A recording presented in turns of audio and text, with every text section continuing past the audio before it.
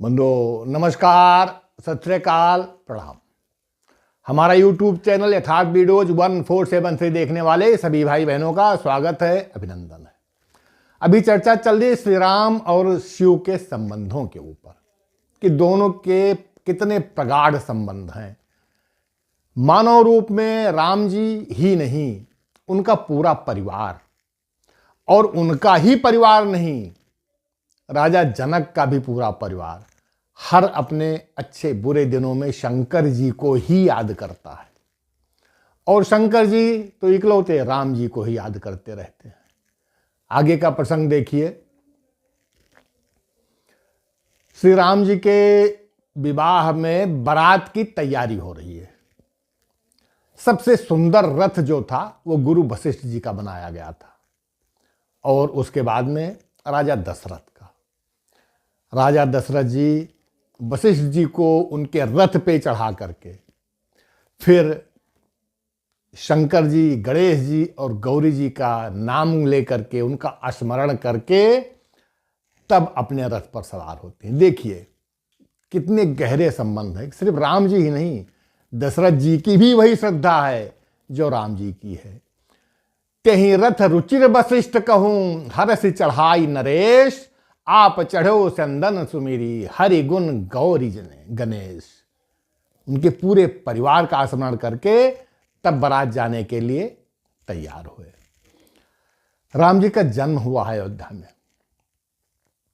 उसमें एक कथा और आप लोगों ने सुनी होगी कि मानव रूप में कागभूषुंडी जी और शंकर जी वो जन्मोत्सव देखने के लिए आए हैं, और वहां अयोध्या की गलियों में घूम घूम कर मस्त मगन अपने आप को भूले हुए और जन्मोत्सव का आनंद ले रहे थे। शंकर जी पार्वती जी से कहते हैं कि हम दोनों चोरी चोरी गए थे, किसी को पता नहीं था, लेकिन राम जी का जन्मोत्सव देखना था, इसलिए दोनों मनुष्य रूप में गए थे।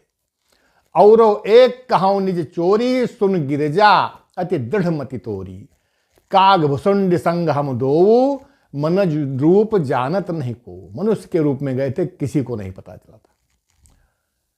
अब वहां पर क्या करते थे कि परमानंद प्रेम सुख, प्रेम के सुख में परम आनंदित होते रहते थे। बीती फिरे मगन मन भूले, ये शुभ चरित जान पर सोई, कृपा राम के जा पर हुई। ये गलियों में प्रभु राम जी के जन्म के उत्सव की खुशी में प्रेम से आनंदित होकर घूम रहे थे। लेकिन इस आनंद का अनुभव वो कर सकता है जिसके ऊपर राम जी की कृपा होगी। बिना उनकी कृपा के इसका अनुभव नहीं हो सकता है।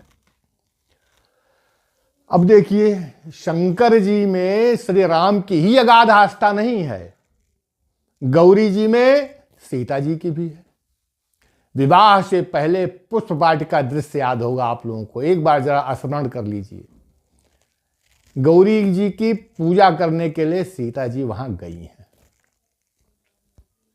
और अपना मनोरथ उन्होंने खुल के नहीं कहा। उन्होंने कहा, हे मां, आप तो सबके जन जन के हृदय में व्याप्त होने वाली हो, मैं क्या चाहती हूं ये तो आपको पता है, और इसीलिए मैं प्रकट नहीं कहती हूं। और ये कहते हुए सीता जी ने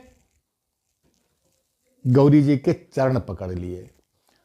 मोर मनोरथ जानहुनी के, बसौ सदा उरपुर सब ही के, कीन्हो प्रकट न कारण तो ही, अस कही चरण गहे बैदेही।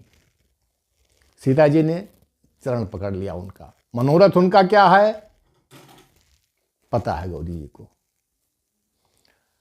अब गौरी जी सीता जी का प्रेम देख करके वो भी प्रेम से विह्वल हो गई, व्याकुल हो गई। उनकी जो माला थी वो सीता जी के गोद में गिरी, और मूर्ति जो थी उनकी वो हंस दी। और ये जान करके उस प्रसाद को सीता जी ने अपने हाथ में उसको ले लिया, और मन उनका इतना प्रसन्न हो गया कि उनकी पूजा सफल हो गई।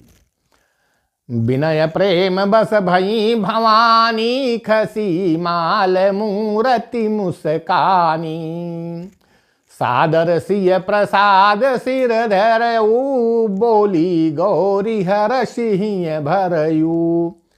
बहुत प्रिय आशीर्वाद है जो गौरी जी ने सीता जी को दिया था कि सुनि सिय सत्य असीस हमारी, पूजहि मन कामना तुम्हारी। नारद बचन सदा सुचि राखा, सो बरु मिलहि जाहि मनुराचा। कि नारद का वचन अन्यथा नहीं हो सकता है, जो अपने मन में सोचा है वही वर मिलेगा। अब यहां पर उस वर का कुछ वर्णन करती हैं पार्वती जी और एक नाम देती हैं, करुणानिधान। वो करुणानिधान नाम पार्वती जी का दिया हुआ है, जो सीता जी हमेशा राम जी को संबोधित करती थी। मनु जाहि राचो मिलहि जो बर, सहज सुंदर श्याम रो। करुणा निधान सुजान शील, स्नेह जानत रावरो।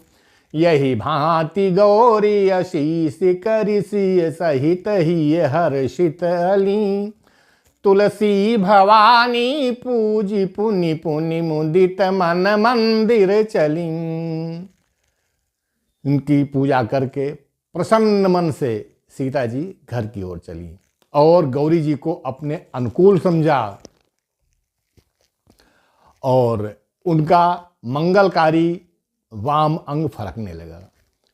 जानी गौरी अनुकूल, सियहि हरसि न जाय कही। मंजुल मंगल मूल, वाम अंग फरकन लगे। शेष अगले वीडियो में। जय श्री सीताराम।